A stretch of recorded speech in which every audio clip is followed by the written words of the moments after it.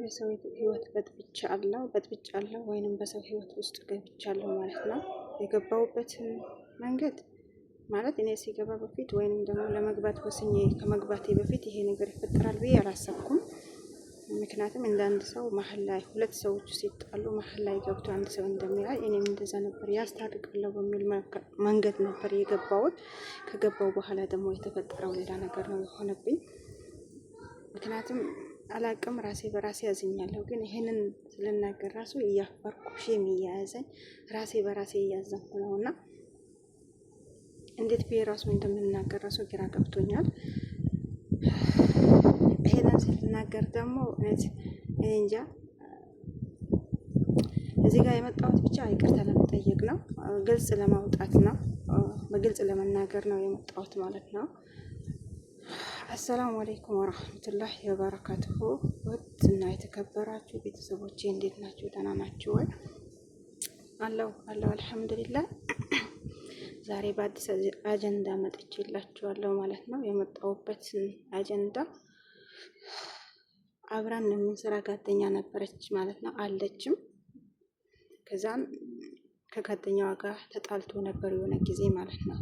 ሲጣሉ የተጣሉት አይቼ የሁለቱንም መሀል ላይ ይሰማለሁ ብዬ ወይንም ደግሞ ያስታርቃለሁ በሚል ገብቼ የሆነ ነገር ተፈጠረ ማለት ነው። ምክንያቱም የተፈጠረው ነገር ያው እኔ እንጃ ልናገር ራሱ እንትን አልልም። አሁን ግን ለጓደኛ የተፈጠረውን ነገር ልናገር ፈልጌያለሁ ማለት ነው። ሀባይ ጠርቻታለሁ፣ ትመጣለች፣ ግልጽ እነግራታለሁ። ያው ያለነው የስራ ቦታ ነው አንድና ምክንያቱም ብዙ ነገር ተረዳሁኝ። በዚህ በተፈጠረው ነገር እኔ ራሱ ብዙ ነገር ተረዳሁኝ። ለካ ብዙ ሰዎች በሚታመን በአመኑ ሰው ነው የሚጎዱት፣ አጠገባቸው ላይ ባለ ሰው ነው የሚጎዱት እና ምንም ነገር አያደርስብኝም ወይ በምንም ነገር የማይጠረጥሩ ሰው ናቸው የሚጎዱት ማለት ነው። እና እኔ በራሴ ማፈር ያለው ማለት ነው። ምክንያቱም ያስታርቃለሁ ብዬ በገባሁበት መንገድ ጓደኛዬ ነው ብላ የያዘችው ወይንም ደግሞ የህይወት አጋሬ ነው ብላ የያዘችው ሰው ሲቀየርባት አየሁኝ ማለት ነው። እና እነግራታለሁ፣ ብቻ ተከታተሉን፣ ጠርቻታለሁ፣ ትመጣለች ማለት ነው።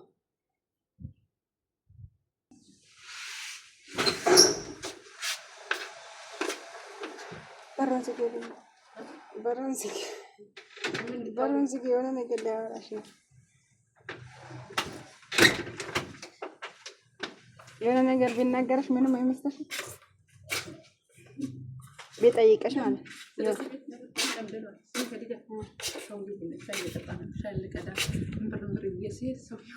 ደረሰብሽ?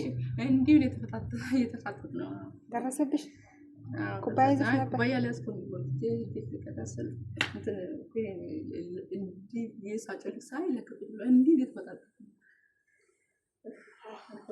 እና የሆነ ነገር ይቅርታ ልጠይቅሽ ነው በእውነት። ግን ምንም ማለት ስለመሲል ያው ማለት ልጠይቅሽ ነው እንጂ ቅድም ራሱ እኮ ራሴ በራሴ ስላፈርኩ ምንም አልመሰለኝም ምናምን ያልኩሽ ማለት ነው። ቅድም ራሱ ምን ሆነሽ ነው ምናምን ስትይኝ ማለት ነው። ከነገ የተገናኙ ነው ከልጅ ጋር አንድ ለነገሩ አንቺ ዝም ስለምትይ ብዙ ጊዜ ማለት ነው እኔ ብዙ ለነገር ለፈልፋለሁ ምናምን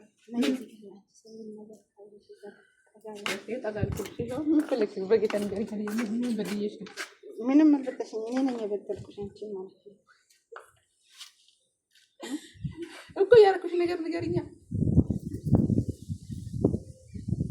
እዚህ ጋር ተጋር መስኮት ላይ እዚህ ጋር መስኮት ከመስኮት ሰው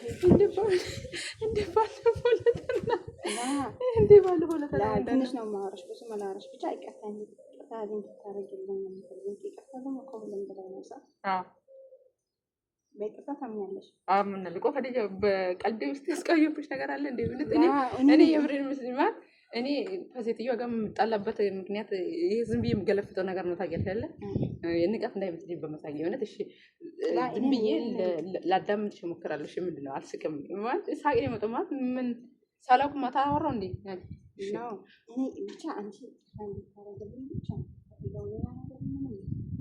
እሺ ባለፈው እኮ የሆነ አዝጋራ ስታወሩ ምናምን ቁጥር ማለት እንትን ስልኩን ሳይሆን የተጣላችሁ ጊዜ እኔ ያወራዋለሁ መሀል ላይ እንደ የሆነ ትንሽ ነገር የመግባት ነገር ሞክሬ ነበር አይደል? የልብሱ ክላስ ላይ ሄጄ ሳወራው አውርቼ ነበር። ሴቱ ያመጣችው ምናምን ከስራ ያመጣች ጊዜ ማለት ነው። ክላስ ላይ ገብቼ ምናምን ሳወራው አሁን ብቻ አላውቅም በስ ቁጥርሽን ስጪኝ ብሎኝ ቁጥሬን ሰጥቼው ነበር ማለት ነው። ለዛ ነው እንደዛ ልጅ እሺ ከዛ ቁጥርሽን ስጪኝ ምክንያቱም ማይልኝ ሲልሽ አልሚልም ብለሽው ነበር አይደል? በመሀል ሊይዘሽ ፈልጎ ነበር አይደል? ከዛ የዛኔ ቁጥርሽን ስጪኝ ብሎኝ ቁጥሬን በስህተት ያው ያለውን ነገር ያያል አልሚልም ብለኛለች እና በመሀል ላይ አላምን ብለኛለች እና ከሌላ ሰው እንደምታወራ ያያለው እና አንቺ ትነግረኛለሽ በሚለው ነበር የተቀበለኝ ማለት ነው።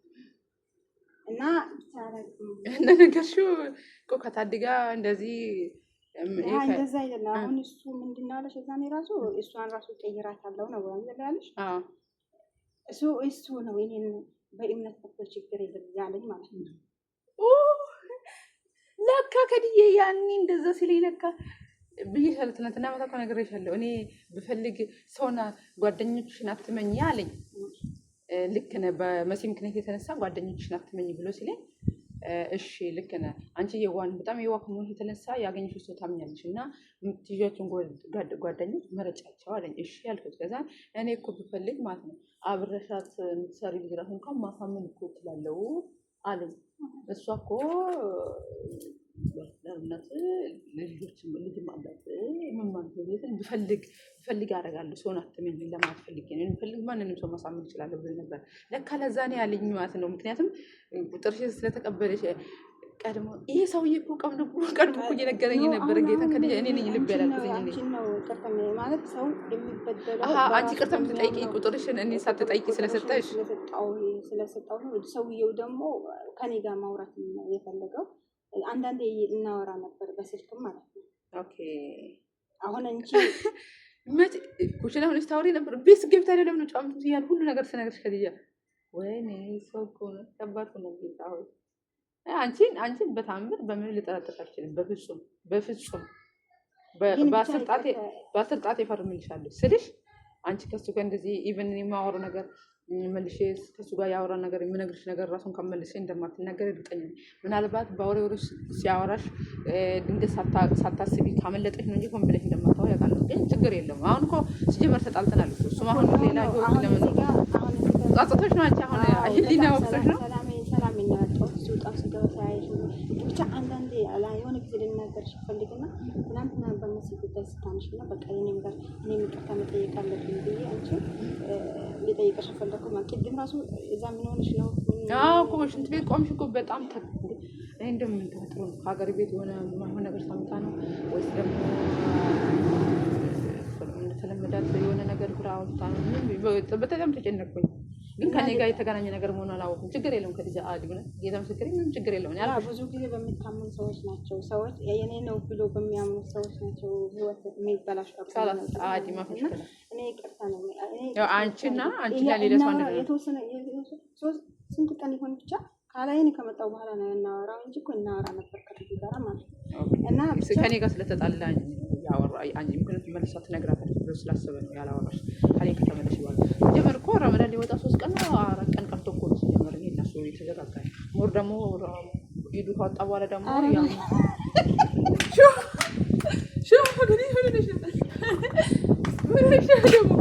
ተጣበቅሽብኝ ተሳካልኝ። ኧረ እኔ እንደዛ አይነት ነገር አላረገውም አላረኩኝም። ቆይ ለምን የምታስወተውኝ?